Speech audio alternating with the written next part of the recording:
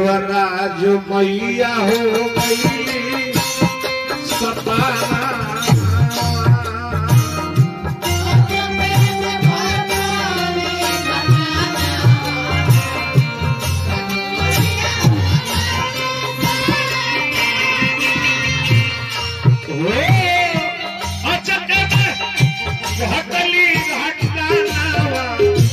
देवराज मैया हो गई सपाना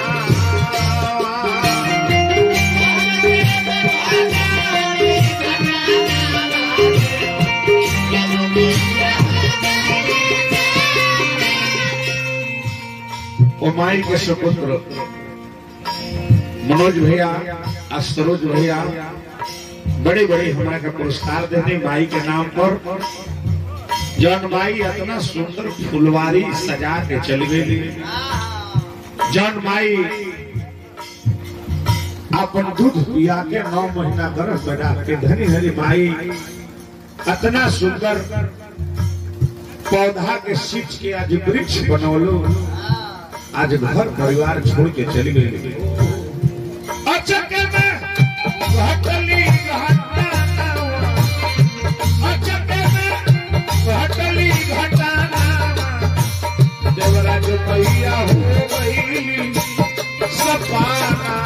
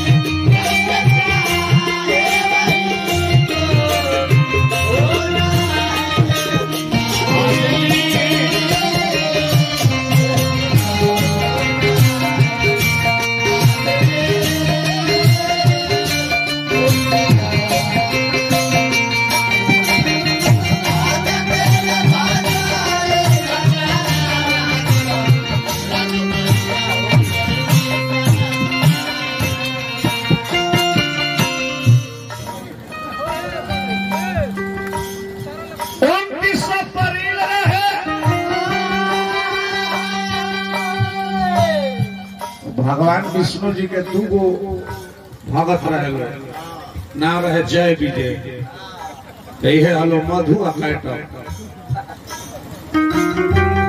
29 अप्रैल दिन सोमवार माई दुनिया छोड़ के चली गई। ओकरा एक दिन पहले दोनों भाई ना जानत है जे काल हमार माई मर गई।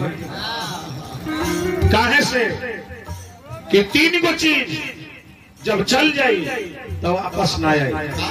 प्राण शरीर से, तीर कमान से, बात जुबान से निकल जाई, फिर दोबारा लौट के ना आए। 29 अप्रैल रहे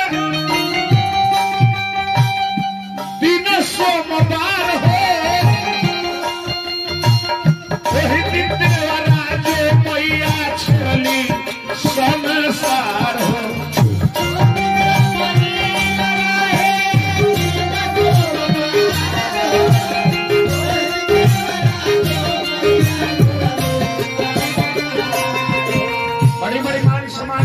के नाम पर हार्दिक हार्दिक स्वागत बा। वो माई के अच्छा यहाँ के बड़की माई रही सनोज भैया हमारा का बड़ी बड़ी मान सम्मान देने माई के नाम पर हार्दिक हार्दिक स्वागत अभिनंदन व वंदन बा। 29 अप्रैल रहे जौन माई के नाम पर जुटल बनी जाए, जौन माई के नाम पर भोज भइल बा। सत्यनारायण भैया माई के नाम पर गीत ना हुई तो माई डबल बेकार बा।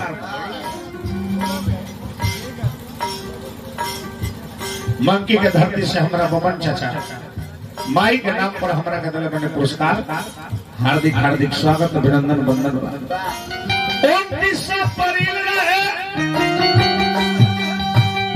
दिन सोमवार हो ओही दिखने वाला जो मैया छोड़ली संसार हो।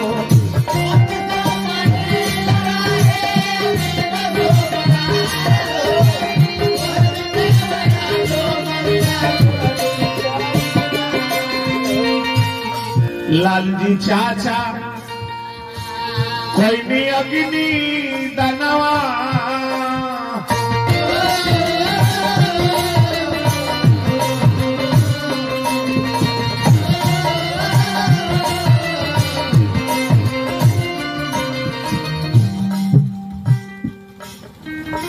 चाचा के नाम पर मिला था पुरस्कार। वो पत्नी धन्य है जो अपने पति के जीते जी अपने धाम को जाए। आज माई आज दुनिया छोड़ के चले गए। यह है संसार के नियम चचा, यह है दुनिया करी जे आई बा क्रैक दिन जाए जौन भरी तो एक दिन बुताई जौन भरल बा एक दिन झरी। लालजी चाचा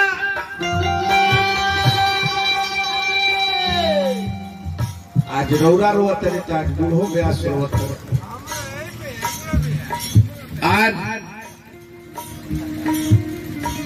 बड़े बड़े मान सम्मान हार्दिक हार्दिक स्वागत अभिनंदन वंदन बचाचा।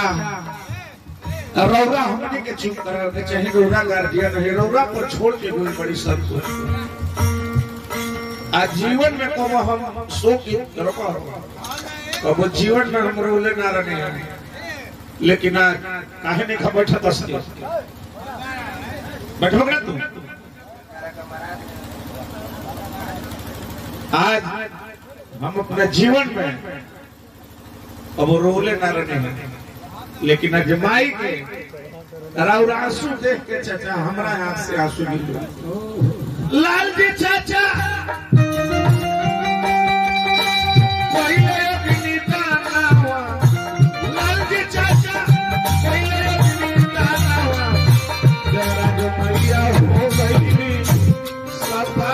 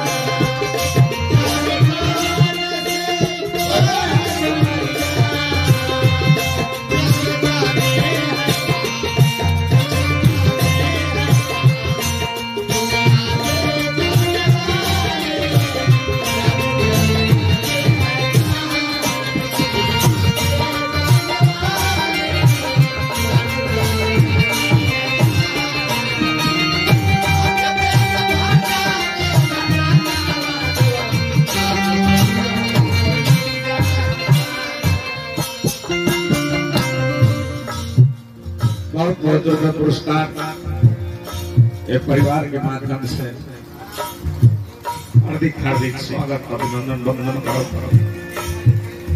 दोनों भाई हमारा मनोज भैया सरोज भैया के घर से लाश निकल भैया रोले हो पहले हो। दोनों भाई रोले हुई है